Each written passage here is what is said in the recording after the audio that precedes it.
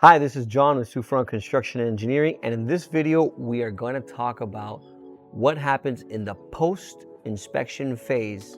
Once you receive your 40, 50-year recertification report, now it's called the Milestone, they call it the 30-year, the 25-year, or the 10-year recertification.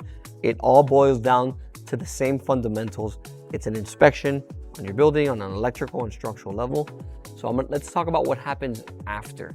So once you receive your report, the first thing you want to read is your cover letter. On your cover letter, you're going to have a summary of the deficiencies that were found. Those clients that we also have, which passed on the first time around, they have no deficiencies, the building is well kept, there's nothing to do. But let's assume that you're not part of that you do have deficiencies. The first thing you want to do is go to the cover letter and read what the engineer or architect mentioned as deficiencies. Once you read through those, you then want to proceed to the photo report, which is what I call it, is where you have the images of the building showing where the deterioration has occurred. You want to review those items and possibly even do a site visit yourself and take a look at the amount of damage, etc., just so you can have your gauge at the situation. So typically what happens at this phase is customers will reach out and say, thank you for the report, now what do I do? So assuming that these are critical life safety repairs required, they're not recommendations or hairline crack here and there, assuming these are significant damages, the proper thing to do is hire an engineer to generate construction documents. Your report highlights electrical issues, structural issues, whatever the issues may be. You want to hire an engineer so he can superimpose everything that was damaged, everything that was found in distress on your building in those construction plans.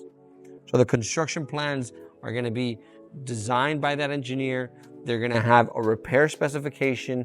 They're going to have a quantity of how much linear feet or square feet of damages were observed. And basically, that is now the guide that will be used by the general contractor or electrical contractor, whoever the contractor is, for the bidding phase.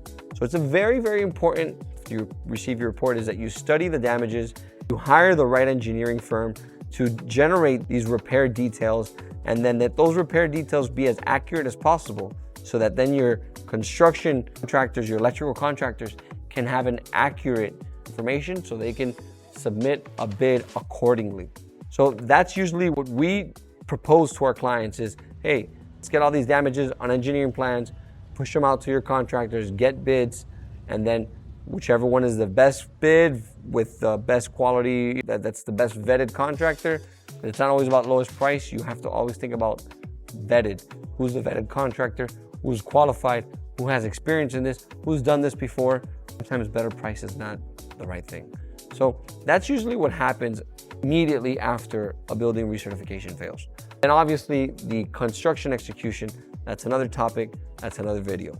So I wanted to create this small clip is to educate property managers, real estate investors on what happens after your report is given to you with deficiencies. That's the next steps. It's engineering plans, detailing all the deficiencies that are on the report in the plans so that then you can get a permit and then share with your contractors for bidding.